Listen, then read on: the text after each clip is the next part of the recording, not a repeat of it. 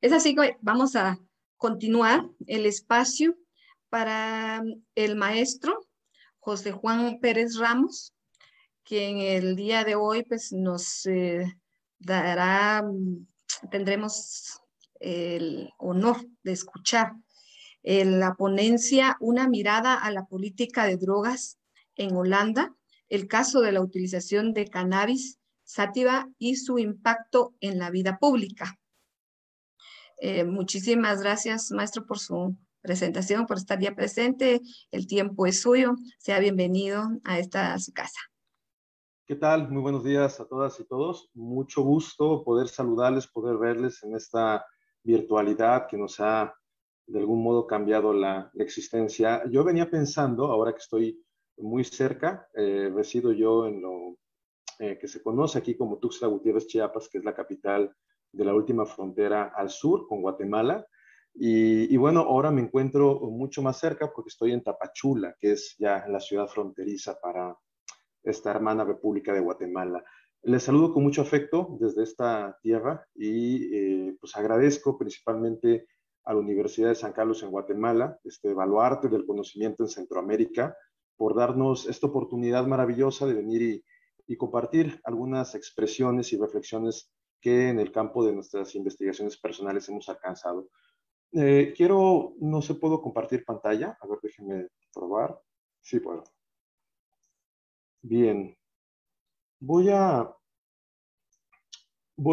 plantear la exposición a partir de dos partes o dos prismas que creo que son muy importantes para poder entender cómo funciona un poco la comercialización, podríamos decir, de las drogas blandas en los Países Bajos, específicamente en el territorio de Holanda, que también hay una diferencia geográfica en estos dos conceptos.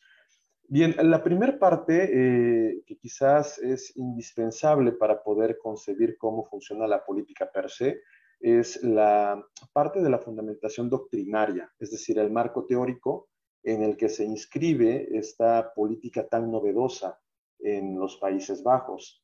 Y la segunda parte, que espero yo tomarme quizás 10 minutos para cada una de las explicitaciones, pues ya abarca la situación de un estudio que hace la República Holandesa a partir de su Instituto de Relaciones Exteriores sobre cómo está o cómo ha estado la situación social a partir de la comercialización de las drogas blandas hasta 2008. Bien, entonces vamos ya a ir entrando en materia. Vean, Holanda tiene uno de los problemas que podríamos nosotros pensar son unos problemas que quisiéramos tener. Las cárceles en Holanda están desabastecidas. Es decir, parece ser que hay una situación a la inversa de lo que ocurre con nuestros países centroamericanos y de América del Sur, que son específicamente los países donde la población carcelaria, donde el sistema penitenciario pues está abarrotado y en condiciones bastante complicadas. La situación en Holanda es a la inversa. No hay presos en las cárceles, o los hay muy pocos, y los que están condenados, que han pasado ya por un proceso judicial, pues lo están por cuantías, por penas que son muy pequeñas, que no exceden los 4 años. ¿Cómo llega este país, que quiero decirles es un país muy pequeño en extensión territorial? Es del tamaño quizás de uno de los estados aquí en México también sureños, Yucatán, pero bueno, que tiene este índice o este nivel de democratización tan alto. Primero se basa en un concepto que la política criminal en Holanda denomina el principio de oportunidad.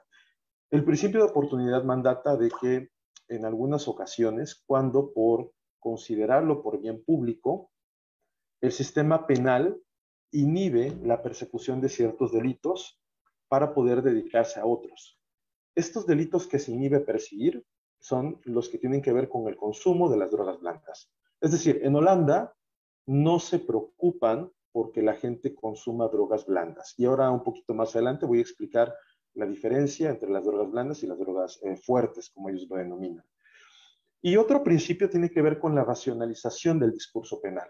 Vean, anteriormente, digamos, en la política criminal que imperaba en el medioevo, la tesis que guiaba las actuaciones policiales o las actuaciones estatales en materia de persecución criminal era una que obedecía al siguiente silogismo: a mayor castigo, mayor inhibición de la conducta criminal.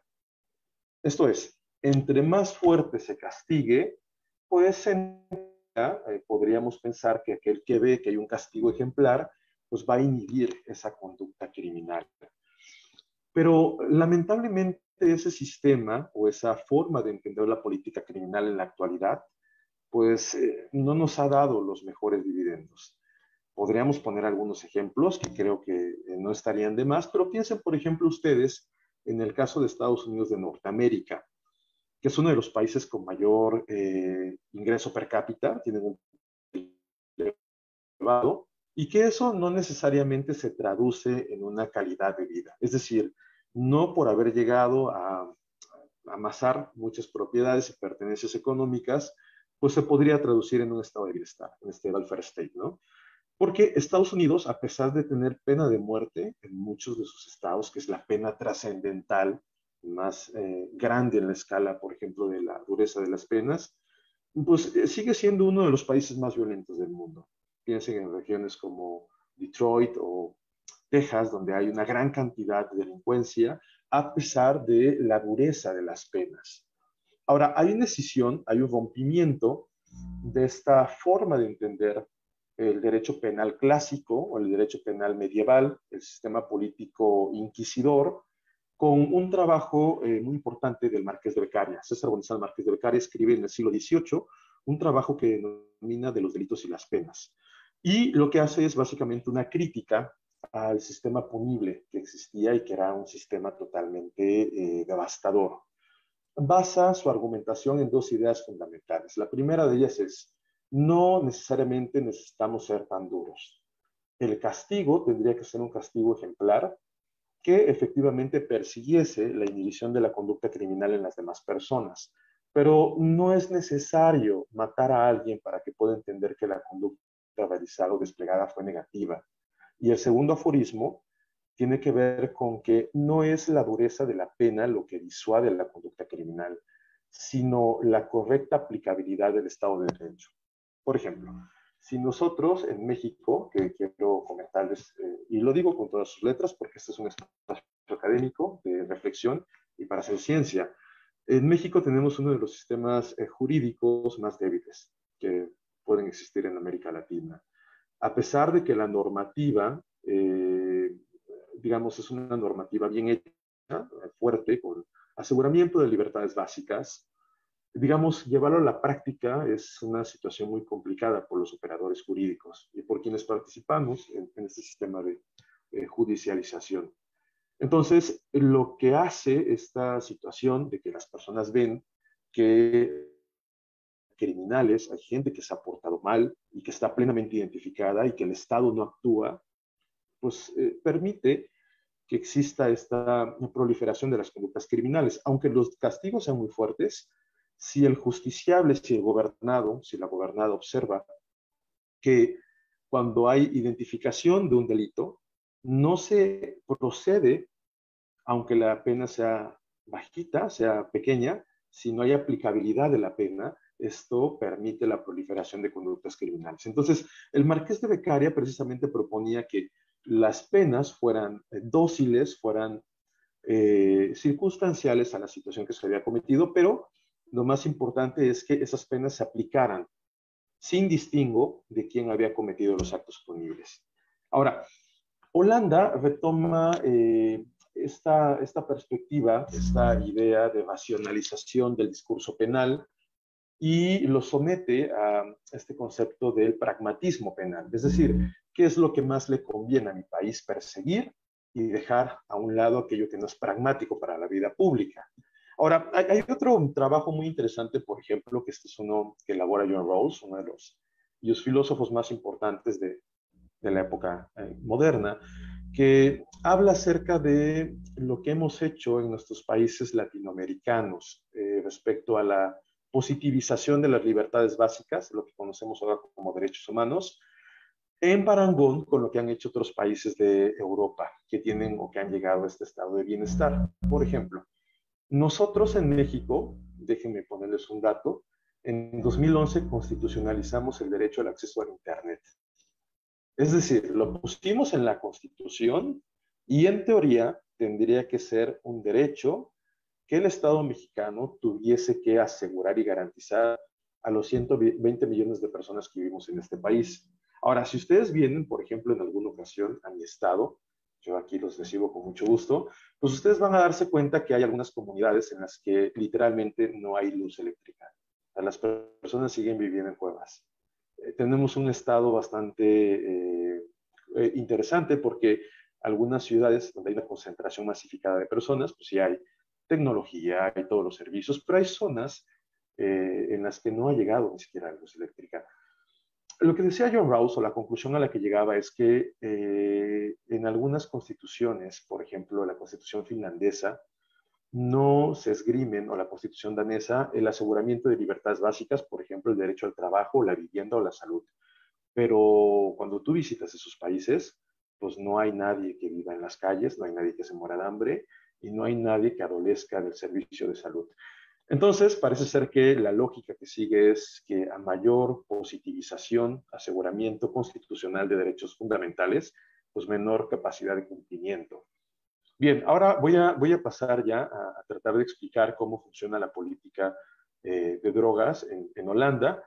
Bueno, nada más aquí dejar un dato que me parecía muy interesante poner en la mesa de discusión, que se han cerrado, por ejemplo, en los últimos 5 años, esto tiene que ver con el ejercicio del estudio, es decir, de 2002 a 2007, 23 cárceles en Holanda y había alcanzado la tercera tasa de encarcelamiento más pequeña de Europa, con 54 presos por cada 100.000 habitantes. Imagínense ustedes, 50 personas en la cárcel por 100.000 habitantes. Es una cantidad impresionante. Ahora, vean, por ejemplo, este dato que pongo aquí abajo, que esto es respecto a mi país, a México. Vean, al cierre de octubre del 2020, la cifra de personas en prisión ascendía a 214.776 personas, un crecimiento de casi 7% respecto a los 200.976 que había en diciembre del 19. En números absolutos son 13.840 internos más en 10 meses. Imagínense, en 10 meses, 13.000 personas están en la cárcel. Y bueno, no quisiera yo decir que a estas personas les ha ido bien, porque estar en la cárcel y estar restringido de la libertad no es nada bueno, pero al menos han tenido una sentencia condenatoria. Hay muchas personas que están en la antesala y se llevan años para poder recibir una sentencia en el término en el que tú no sabes o tienes pues no sabes qué hacer o no sabes qué va a pasar con tu libertad. Bien, ahora veamos, por ejemplo es una imagen del interior de una cárcel en Holanda. Vean, cuando Holanda se da cuenta de que ya no hay presos, o al menos la población carcelaria es muy pequeña, comienza a cerrar las cárceles y concentra a los presos en algunas cárceles en las principales ciudades, como Ámsterdam, La Haya, o otras ciudades que son muy grandes o con una mayor cantidad de población. Y estos centros penitenciarios, o los que otrora funcionaban como centros penitenciarios, pues vean, ahora son espacios destinados para el acopio de refugiados y refugiadas. Ahí pueden ustedes ver una imagen. Acá hay otra imagen del interior de una cárcel holandesa. Vean ustedes que sí hay como una gran diferencia, por ejemplo, con nuestros sistemas penitenciarios latinoamericanos. Ahora, ¿cómo funciona la política? Vamos a ir aclarando algunos conceptos importantes. El primero es que hay que eliminar el tabú de que en Holanda la droga está legalizada. Eso no es cierto. O sea, tú no puedes llegar a Holanda y vender y comprar, hacer turismo de drogas, que esa es una idea bastante, yo creo que bastante popularizada, que en Holanda pues realmente sí hay como que una posibilidad de hacer turismo de estupefacientes. Eso no es cierto. Lo que pasa es que, digamos, la política pública holandesa ha concebido o ha interiorizado de que no es posible, por ejemplo, dejar o hacer que la gente deje de consumir drogas no es posible y tampoco le interesa al Estado. Es decir, hay un concepto de autodeterminación en el que el Estado le permite a sus ciudadanos consumir cannabis si ellos lo desean. Claro, no se lo obliga a nadie, pero si ellos desean, se ha regulado esta posibilidad, que es una posibilidad pragmática. Vean, hay una distinción entonces entre drogas blandas, especialmente la marihuana y el hachís, que vale la pena decir, son drogas derivadas de compuestos orgánicos, no son drogas sintéticas, no son drogas procesadas. Y hay drogas duras, según esta política holandesa, que son drogas sintéticas. En ellas encontramos el éxtasis, la cocaína, heroína, etcétera. Solamente se puede comprar en Holanda drogas blandas y con ciertos parámetros muy específicos. Esto es, no cualquiera puede vender drogas, específicamente las drogas blandas. Las drogas duras, que ya dijimos son estas drogas sintéticas, están prohibidas. Ahora, si tú consumes drogas duras porque las consigues y bueno, de alguna manera te sorprenden en la movida, pues sí vas a ser merecedor de una pena privativa de la libertad. Ahora, ¿cuáles son estos, pensemos, cuáles son estas regulaciones que tiene específicamente Holanda para vender marihuana? Bueno, pues solamente se pueden comerciar en establecimientos denominados coffee shops. Los coffee shops son espacios donde, derivado de una licencia que te otorga el Estado, tú puedes vender hasta 5 gramos de marihuana por día a una persona, siempre que esta persona sea mayor de 18 años de edad. ¿Cuáles son algunos otros de los requisitos que hay que cumplir para poder tener un establecimiento de esta naturaleza? Bueno, pues no puedes vender drogas duras, jamás. Recuerden ustedes que esto no está permitido. No puedes hacer publicidad para las drogas, es decir, no puedes poner ahí tu letrero y decir se vende buena droga, se vende buena marihuana, nada de eso. Es un espacio que sí son bastante exóticos y ahora les voy a mostrar unas fotos, por ejemplo, de cómo se ven estos famosos coffee shops, pero no hay publicidad respecto al uso de la marihuana. Es decir, no hay una apología, vengan y consuman marihuana, nada de eso. No se permite causar molestias a la vecindad, esto es, aquellos que van a consumir drogas, en este caso marihuana, tienen que estar conscientes de que, por ejemplo, lo que pasa en Ámsterdam es muy interesante. La zona donde están establecidos estos coffee shops es un lugar que se conoce como el Red Light Area, que es el lugar donde también hay prostitución y otro tipo de cosas que quizás aquí de este lado del Atlántico nos espantaría muchísimo, ¿no? El hecho de ver la prostitución, de ver que la gente está consumiendo marihuana y que lo hace con toda la naturalidad del mundo, siempre y cuando esto no cause perjuicios a las personas que coexisten y cohabitan en ese ambiente, que probablemente ellos no estén de acuerdo con el consumo de cannabis. No se permite vender drogas a menores de edad, jamás. Si no acreditas que tienes 18 años, tú no puedes ni siquiera entrar a un coffee shop. Es decir, puedes decir, voy a acompañar a mis amigos que ellos van a consumir cannabis, no. Porque también puede ser fumador pasivo, lo cual no sería lógico y no tendría ningún sentido. Vean, esta parte de aquí a mí me llama la atención. Los holandeses reconocen que es imposible evitar que la gente deje de consumir drogas. O sea, no se puede. Por tanto, se permite que los coffee shops vendan pequeñas cantidades de drogas blandas. Este enfoque pragmático significa que las autoridades pueden dedicar sus esfuerzos a delincuentes de verdad que obtienen beneficios de las drogas y suministran drogas duras. Vean, aquí hay unos datos interesantes. Yo espero no pasarme el tiempo. Voy a verificar si ya estoy un poquito contra la hora. Voy a ir muy rápido. Y bueno, lo que hace este estudio al final es determinar, porque hay muchas críticas, por supuesto, como toda propuesta metodológica, teórica o práctica, a esta forma de concebir la lucha contra las drogas en el caso de Holanda. En algunos escenarios se piensa que, por ejemplo, el consumo de cannabis podría desembocar en una actitud violenta, etcétera, etcétera. Todo eso está muy alejado de la realidad.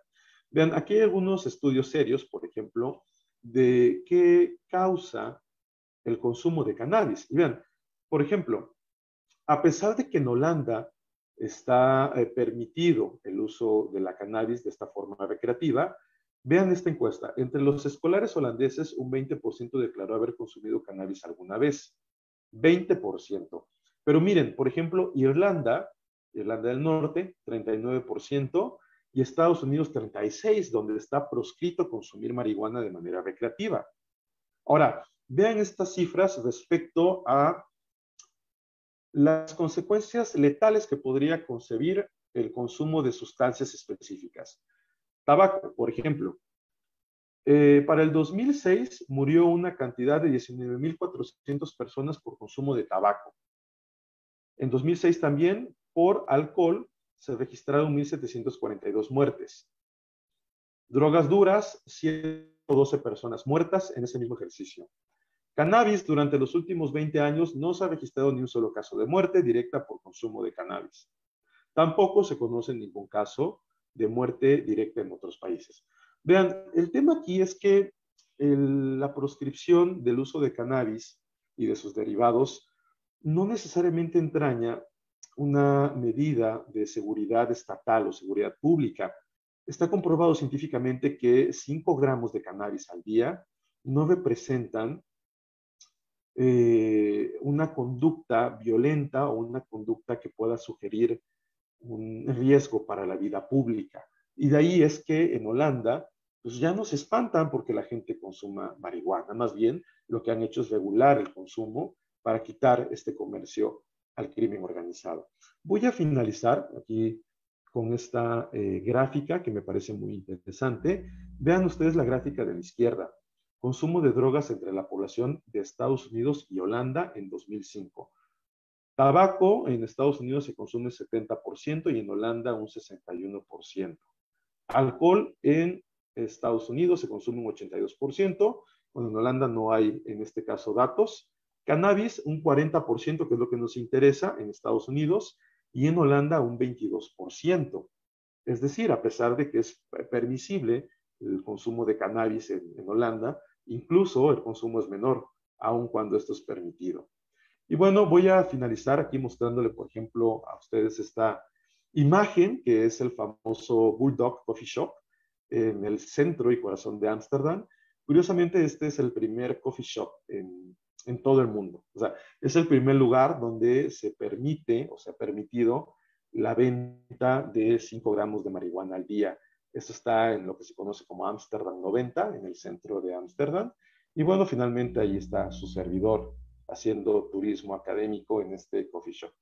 Pues yo dejo hasta acá la presentación. Les agradezco mucho por el tiempo. Espero que el tema haya sido del interés de ustedes. Y bueno, si hay alguna cuestión, alguna duda, estoy aquí a sus órdenes. Gracias. Muchísimas gracias, estimado maestro José Juan, desde nuestra hermana ciudad de